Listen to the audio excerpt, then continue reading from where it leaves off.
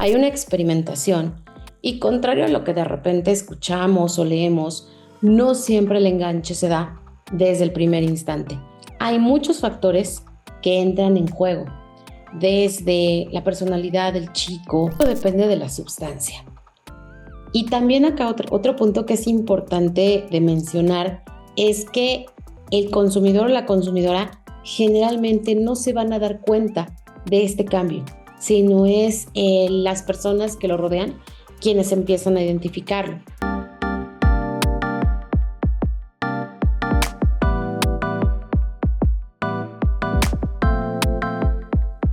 Bienvenidos a Cuidarte, tu superpoder, el podcast dirigido a aquellas personas que quieren cuidar su salud y a veces no saben cómo. En este podcast vas a encontrar la orientación con profesionales de la salud para que paso a paso hagamos una intervención en cada aspecto de la salud de una persona.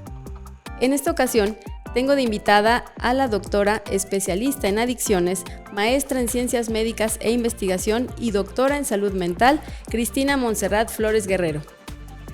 Bienvenida, Monse. Hola, Cari, muchas gracias por la invitación. Gracias. El tema de hoy es acerca de las adicciones. Realmente a veces consideramos que el consumo de alguna sustancia no es parte de una adicción, pero en este episodio identificaremos cómo es que una persona puede saber si se trata ya de una adicción como tal y cómo se va afectando el organismo con el consumo de las diferentes sustancias. Evidentemente es un tema muy amplio, pero vamos a hacer este tema muy dinámico y muy resumido para que las personas que nos están viendo tengan la mayor información de primera mano. Bien, Monse, pues primero que nada, ¿cómo se da el proceso de una adicción? ¿Qué pasa en el cerebro de una persona desde el primer contacto con alguna sustancia? Bien, primero es importante acotar que el tema de consumo de sustancias y concretamente de dependencia no es un todo o nada. A veces, y sobre todo en la adolescencia, los papás, los maestros, los hermanos mayores se alertan ante un primer consumo del adolescente. Y menciono la adolescencia porque es generalmente la edad en la cual se presentan estos primeros consumos. Y pues de pronto ya llevan al chico, a la chica, a la persona a consulta e incluso te dicen, es que es adicto a... no es así, no funciona así.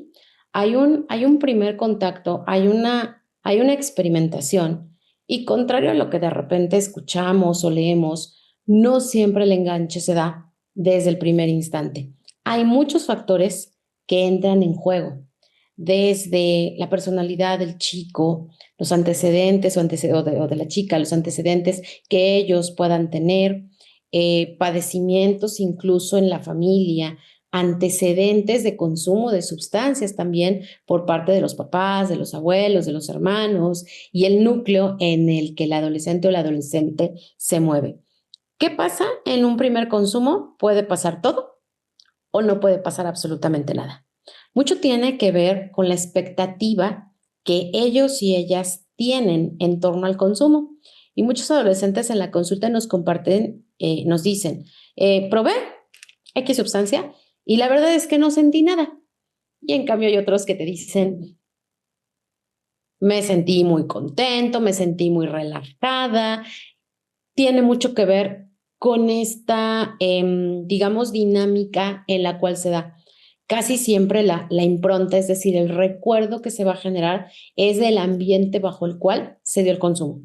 Si el ambiente se dio, o mejor dicho, si el consumo se dio en un ambiente de camaradería, de fiesta, con amigos, generalmente va a ser un recuerdo positivo. Si el chico, la chica tienden a ser más retraídos y gracias a ese primer consumo se volvieron el alma de la fiesta, bueno, obviamente el recuerdo va a ser bastante placentero.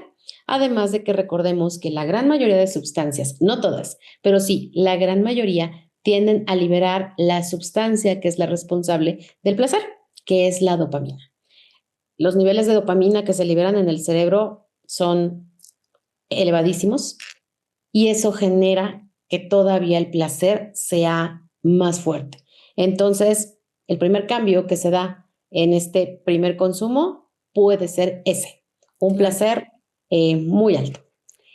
Sí, Que eso pueda enganchar al chico o a la chica, no siempre sucede así. Hay que tener todavía un recorrido, a veces más largo, a veces más corto, para llegar a este tema de una dependencia, ¿no? Claro, y si hablamos de un adolescente que está apenas experimentando estas sensaciones, conociendo su cuerpo, su desarrollo, su nuevo tamaño, sus nuevas dimensiones, nuevas relaciones, nuevas formas de, pues, de socializar, y empiezan con este ambiente, pueden llegar a conocerlo pues como algo aparentemente y de inicio positivo por este shot o este golpe de dopamina, ¿no?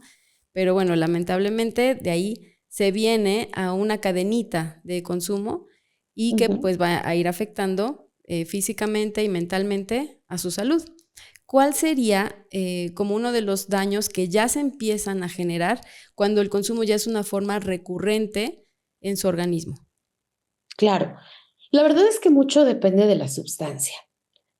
Y también acá otro punto que es importante de mencionar es que el consumidor o la consumidora generalmente no se van a dar cuenta de este cambio, sino es las personas que lo rodean quienes empiezan a identificarlo.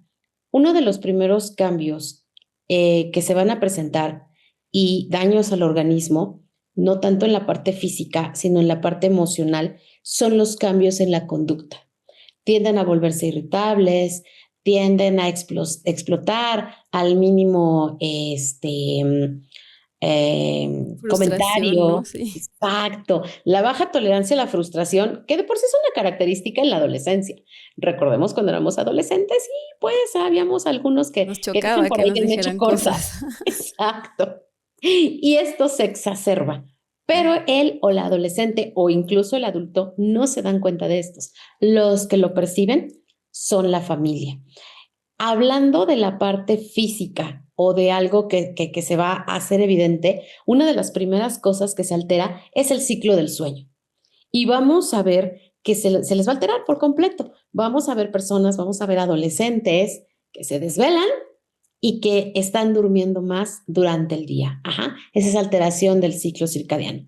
Cambios en el apetito y se van hacia los extremos. O es el Justamente. aumento del apetito y la familia te lo dice, sobre todo las mamás. Le tengo que servir 2, 3, 4 y 5 platos. O se van hacia el otro extremo. Insisto, depende mucho de la sustancia. Hay sustancias que van a disminuir el apetito o que lo van a aumentar por ciertos sabores. Por ejemplo, tenemos el tema de marihuana y la apetencia a los carbohidratos. Claro. El consumo de marihuana genera un aumento en la apetencia por las cosas dulces, pero una vez que lo suspende, también aumenta esa apetencia por esa falta de la sustancia. Entonces, en realidad, la gama de síntomas es muy variada, pero los cambios en los comportamientos, el cambio en el ciclo del sueño, esta alteración en el patrón del apetito, es una de las primeras situaciones que se da. De Claro. repente con algunos vamos a ver dolor de cabeza, irritación de ojos, dificultad para concentrarse. Esta es una muy característica y por un lado tenemos la parte de la dificultad para concentrarse y el segundo tiene que ver con el tiempo que la persona invierte en consumir. Eso hace que su rendimiento, llámese laboral, llámese escolar, llámese incluso en la familia, vaya bajando. Y esto Por es algo supuesto. que, repito, se va a dar de manera paulatina y que los demás se van a dar cuenta, pero la persona no. Cuando la persona ya nota a lo mejor que su piel ha cambiado, que las ojeras ya son más evidentes, que ha aumentado, ha disminuido de peso drásticamente, es porque ya a lo mejor está cumpliendo por ahí del año o si no es que un poco más en el consumo. Por supuesto. Y esto que mencionas sobre el cambio del patrón de alimentación, debemos estar muy pendientes de eso, porque muchas veces se utilizan este tipo de sustancias como como una forma de inhibir el apetito. Y entonces empezamos a ver chicos que pues no están conformes con su peso, con su composición corporal, que no están conformes con su imagen, empiezan a consumir algún tipo de sustancia para inhibirse el apetito. Entonces está muy ligado muchas veces con trastornos de la conducta alimentaria. Y por el otro lado, las sustancias que son estimulantes, bueno, tienen por ejemplo, la marihuana, ¿no? Que actúan a nivel de nuestro cerebro, en el centro regulador del hambre, van a generar más apetito y por eso esa apetencia o ese antojo por los carbohidratos, que empiezan a comer más y empieza a haber una afectación en su peso, en su grasa corporal y obviamente ya en un consumo un poquito más prolongado, pues empiezan a tener problemas ya metabólicos, ¿no? Problemas de control de la glucosa, triglicéridos, colesterol, etcétera, ¿no? Y bueno, ya con un consumo crónico, evidentemente, pues los cambios son mucho más notorios, ¿no? Tú tienes un trabajo de investigación acerca de estos efectos que pudieran encontrarse en personas que ya consumen de manera más crónica, más prolongada. Entonces, ¿nos puedes comentar un poco sobre esto? Claro, ya estamos hablando en este caso de la mayoría de ellos adultos, aunque para ser ciertos, cada vez a más temprana edad se empiezan a observar estos cambios. La mención que tú me haces favor de comentar tiene que ver con una investigación que realicé por allá del año 2014, precisamente en la búsqueda de micronúcleos. ¿Qué son los micronúcleos? Son núcleos celulares fragmentados. Esto es uno de los primeros cambios que las células experimentan cuando se va a empezar a desarrollar un cáncer.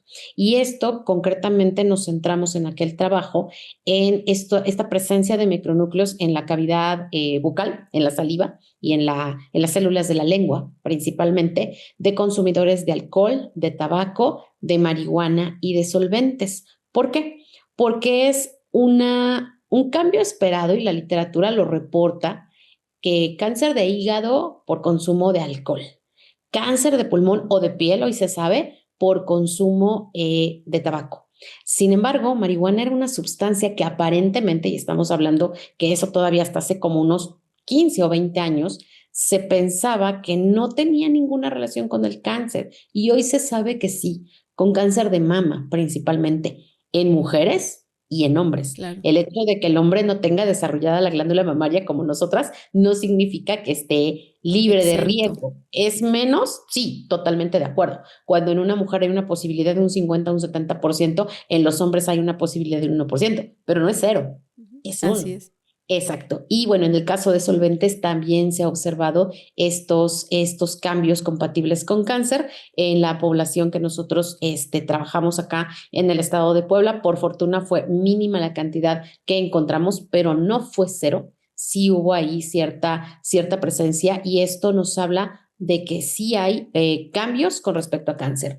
Pero no nos vayamos al extremo, vayámonos también a otros datos o a otros padecimientos, mejor dicho, que son de igual importancia, como por ejemplo complicaciones, o mencionabas pacientes que ya traen unos trastornos metabólicos previos, complicaciones de pacientes con diabetes, complicaciones sobre todo con pacientes hipertensos, el paciente con presión alta y consumo de alcohol todavía exacerba más estas cifras tensionales, o incluso personas muy jóvenes tipo 20, 25 años, desarrollando crisis hipertensivas, llámese secundarias al consumo de alcohol o que se desarrollan a partir de la abstinencia, es decir, vienen consumiendo y en el momento en que cortan el consumo empiezan a desarrollar estas emergencias hipertensivas, ¿no? Claro. Son algunas de las situaciones, hablemos de la parte física. También está obviamente la cirrosis hepática, el hígado graso, complicaciones o mejor dicho, cuadros de obesidad que se agravan o el extremo, lo que comentabas, la desnutrición. Claro. Que todavía se ve más agravado, ¿no? En pacientes, por ejemplo, consumidores de heroína o de algún tipo de opioide, más o menos de la familia, podemos ver que si el paciente se inyecta la sustancia, pues va a haber infecciones, hasta el punto incluso de perder piernas, brazos, dependiendo la zona donde se lo apliquen. Debido al adelgazamiento extremo, empiezan a haber lesiones renales, en fin, un estado de inmunológico, es decir, de defensas bastante bajo y que generalmente la sustancia nunca viene sola, generalmente vienen varias. Hoy ya no hablamos de monoconsumidores, hoy no hablamos únicamente de personas con dependencia a alcohol o con dependencia a tabaco, hoy hablamos con dependencia a múltiples sustancias. Y bueno, pues las drogas de diseño pues no son precisamente lo más tranquilo, ¿no?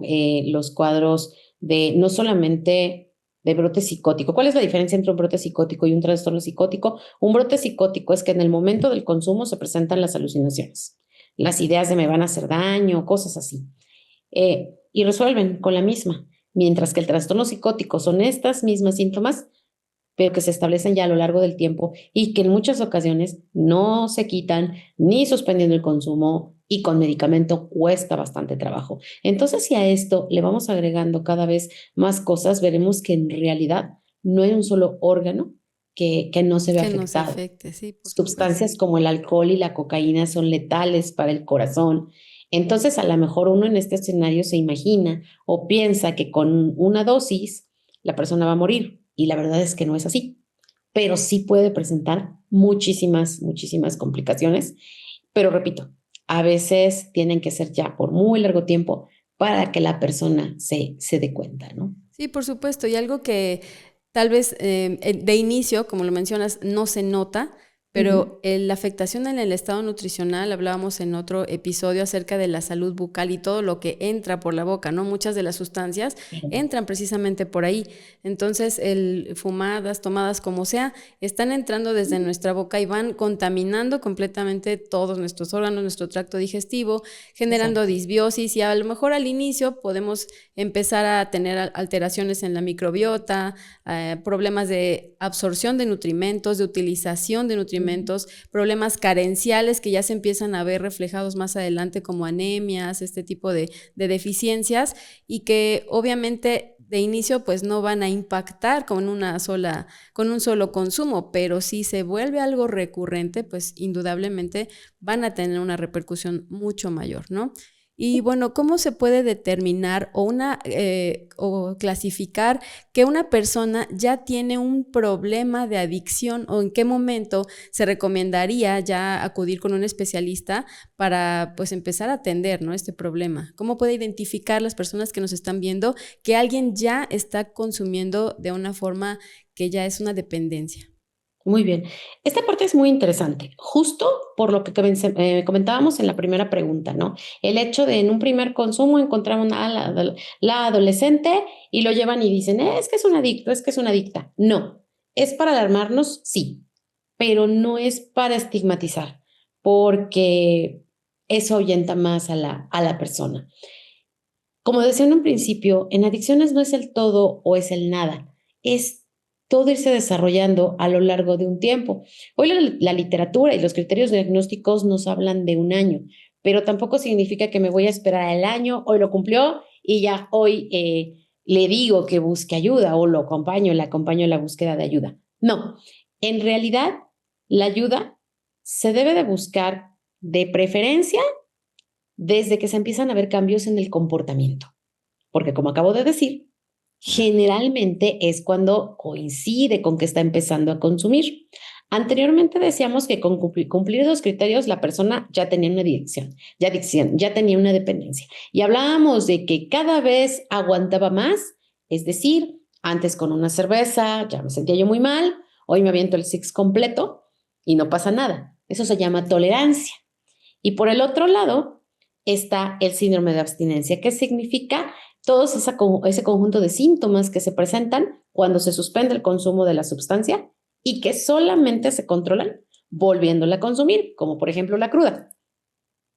¿Cómo Justo. tratas la cruda? Pues volviendo a tomar alcohol, ¿no? Es como se trata. Anteriormente, hace algunos 10, 15 años, con tener estos dos criterios, en automático ya decían dependencia. Hoy no. Hoy se habla de que tienen que haber más cosas. Además de estos criterios que le conocemos con el nombre de criterios farmacológicos, porque tienen que ver más con mecanismos de acción y todo esto, hoy sabemos lo que comentaba, que aquella persona que invierte mucho tiempo en conseguir la sustancia, en consumirla o en recuperarse de sus efectos, ya está teniendo un problema, sobre todo porque empieza a perder el sentido de responsabilidad. Deja de trabajar, deja de estudiar, deja de rendir en casa por estar inmerso o inmersa en este tema del consumo. Empieza a tener consecuencias no solamente en esta dinámica que acabo de mencionar, sino a lo mejor problemas económicos, problemas con la familia, problemas en el trabajo, incluso problemas con la justicia, hablando de drogas ilegales, y que a pesar de eso persiste en el consumo. Entonces, cuando la familia empieza a ver este tipo de situaciones, lo ideal es buscar ayuda. Buscar ayuda para la persona. En algunos casos esta persona lo aceptará, probablemente en otros no, para poderse orientar. Claro, Digamos que ese sería ya los síntomas de alarma. El decir, lo tienes que buscar, sí o sí. claro. Pero la verdad es que, repito, a partir de ver estos cambios en el comportamiento, desde ahí empezar a preocuparse. Pero al final, esto no es sencillo, porque estamos hablando principalmente de familias, porque es la familia la primera que empieza a darse cuenta que conoce a su adolescente, que conoce a su chica, que hay comunicación, que hay de alguna manera esta dinámica y esta facilidad para expresarse, porque el no hacerlo se convierte a su vez en factores de riesgo. Hoy hablamos de factores predisponentes y el hecho de que no haya una adecuada comunicación, de que en familia, en el hogar, no se aperture esa facilidad de hablar sobre las emociones, pues obviamente va a ir mermando esta parte, ¿no? Por supuesto. Esta, todas estas acciones que impacten sobre la autoestima del o del adolescente o del adulto van a generar todos estos factores de riesgo. Entonces, pues la respuesta concreta es a los primeros cambios de conducta, buscar ayuda y no esperarse a más. Generalmente la familia siempre va a acudir primero, se le dará la información por parte de los profesionales y ya posteriormente será él o la consumidora quienes asistan. ¿Cuáles crees que serían las estrategias que se pudieran implementar o hacer en familia para poder hacer que una persona se mantenga alejada de las adicciones como prevención? ¿Qué estrategias o qué acciones podrían ser las más importantes en tu experiencia que pudieran ayudar en este aspecto? Los dos grandes pilares, comunicación y confianza.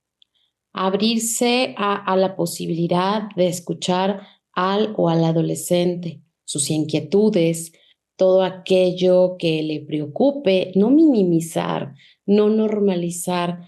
Es difícil en un país como México desligar el consumo de sustancias a la fiesta, pero justamente si nosotros aprendemos que hay maneras sanas de divertirnos, que no necesitamos necesariamente el alcohol o alguna otra sustancia para poder estar en una fiesta a gusto, divirtiéndonos. Eso es una de las primeras estrategias. Repetimos siempre cuando trabajamos con estos pacientes, el alcohol y el tabaco no por ser drogas legales dejan de ser drogas. Entonces, si al interior de casa está normalizado el consumo, pues es la puerta de entrada a otras sustancias. Y repito, no es que ellas por sí solas no sean lo bastante preocupantes en temas de salud. Apertura a todas aquellas emociones, hablar de qué me enoja, qué me entristece, qué me preocupa. A veces como adultos tendemos a minimizar esto con nuestros niños, con nuestros adolescentes, y finalmente ellos también tienen derecho a ser escuchados. Eh, y hasta nosotros como adultos practicar el saber nombrar nuestras emociones. Estoy enojada y llegan y me preguntan, ¿qué tienes? Nada. ¿Cómo estás? Bien. Bien que, pues bien enojada, ¿no? ¿Y el por qué? No es malo estar enojado. Lo malo es no saberlo verbalizar, es no saberlo trabajar. Y algo muy importante que tiene que ver sobre todo con temas pues de masculinidad, ¿no? El hecho de los hombres no lloran, los hombres se aguantan, los hombres son fuertes, pues eso no siempre es cierto, ¿no? Los hombres también tienen derecho a hablar de lo que les preocupa, de lo que les enoja, y tenemos muchos ejemplos, sobre todo también en las grandes ciudades, pero en provincia. Pues el abuelito, don Juanito, que siempre estaba enojado, ¿no? Y siempre andaba aventando cosas y regañando a los nietos y a los hijos. Refunfuñando. Exacto, y tomando, ¿no? Hasta que lo dejó la mujer y volvió a tomar más, pues él estaba deprimido. No estaba enojado, no estaba amargado, estaba deprimido. Pero en su época, pues los hombres eran machos y los hombres no lloraban. Entonces, si nos abrimos a esos canales de comunicación, creo que es lo mejor que podemos hacer y empezar a practicar desde la infancia. A veces los papás desesperados dicen, es que ¿qué hago con mi hijo? Que no me quiere decir las cosas. Bueno, pues es que a lo mejor cuando por ahí tendría 5 o 7 años, él quería hablarte de algún juguete y tú no le hiciste caso, ¿no? Entonces es momento de regresar esa parte, principalmente. Sí, por supuesto. Yo creo que lo veíamos en el episodio 2 también con el manejo de la ansiedad, de la depresión. Ujú. Realmente el acudir con un especialista en salud mental cuando se tengan estos problemas emocionales y que no sepamos cómo nombrar las emociones, cómo gestionarlas, es una forma de prevención, precisamente para evitar buscar como una salida en ya sea en la comida o en la adicción de alguna sustancia. Y también es importante, bueno, que tomemos en cuenta que, como lo mencionaste desde un inicio, ¿no? Esto es factores sociales. Si en la familia se acostumbra a estar, bueno, con estas fiestas, ¿no? Hay que enseñar a los chicos, a los adolescentes, a los niños, desde esta edad muy temprana, esta dopamina también se puede obtener de maneras naturales y saludables, con una alimentación adecuada, haciendo ejercicio, haciendo meditaciones, y si no sabemos cómo, el poder acudir a un especialista en salud mental, ¿no? Y en el momento en que se tenga curiosidad, incluso los chicos, los adolescentes, que tengan curiosidad acerca de qué pasa si consumen tal sustancia, acercarse con un profesional de las adicciones para que les pueda orientar sobre los efectos que puede tener esto en la salud, sobre todo tanto física como mental, ¿no? Y pues, doctora, unas últimas recomendaciones para las personas que nos están viendo, los adolescentes, la población en general, acerca de cómo prevenir las adicciones y qué pueden hacer para estos temas. Claro. Primero, en familia, apostar por la comunicación, por pasar tiempo de calidad.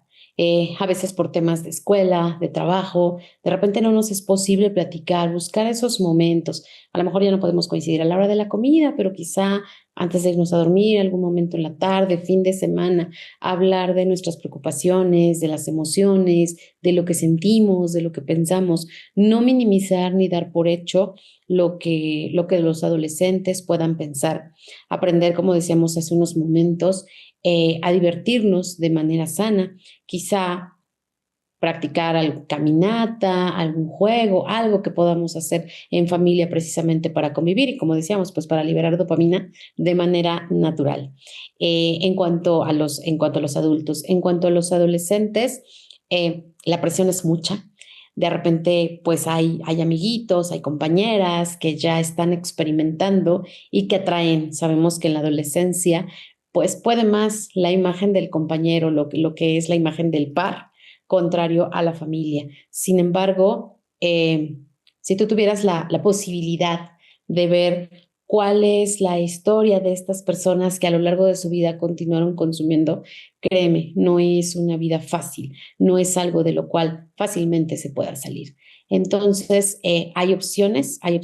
Si en tu casa a lo mejor no hay la oportunidad de platicar de esto, bueno, pues acercarte a lo mejor a algún profesor, algún profesional cercano a ti en tu escuela, para que puedan ayudarte y para que puedan orientarte para juntos prevenir este punto. Repito, la experimentación y lo que decíamos hace un momento, la curiosidad siempre se va a tener. Sin embargo, siempre va a haber una opción sana para toda esta parte. Justamente. Muchísimas gracias, Monse. Y pues a todos los que nos están viendo, acudan con un especialista en la salud mental. Nos puedes dejar tu red social por si te quieren contactar para alguna duda, algún tema que tengan contigo.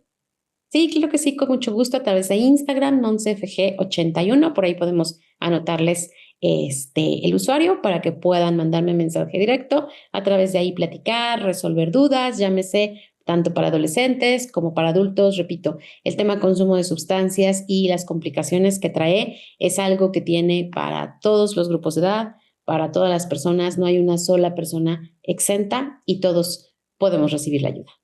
Así es. Recuerden que la alimentación es muy importante.